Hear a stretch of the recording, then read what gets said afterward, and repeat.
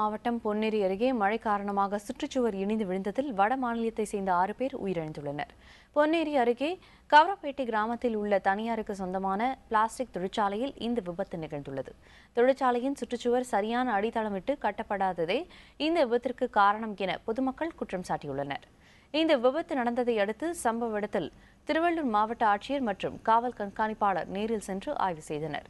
இதையடுத்து விபத்து குறித்து உரிய விசாரணை நடத்தப்படும் என காவல்துறை கண்காணிப்பாளர் தெரிவித்தார். பிளாஸ்டிக் தொழிற்சாலையின் கட்டுமான பணிகளுக்காக ஒப்பந்த அடிப்படையில் வேலை பார்த்து வந்த 25 பேரில் 6 பேர் உயிரிழந்துள்ளனர். மேலும் 9 பேர் படுகாயத்துடன் பொன்னேரி அரசு மருத்துவமனையில் அனுமதிக்கப்பட்டுள்ளனர். 8 பேர் வெளியே மாநிலம் வந்திருக்காங்க. இப்போ மீதி அடிப்பட்டு எல்லாம் நம்ம ஹாஸ்பிட்டலுக்கு அனுப்பியிருக்கோம். அவங்க ட்ரீட்மெண்ட் எல்லாம் ஃபாலோ பண்ணிட்டு இருக்கோம். சட்ட பிரகாரம் என்ன நடவடிக்கை இருக்கோ அதை நாங்கள் ஃபாலோ பண்ணுறோம்.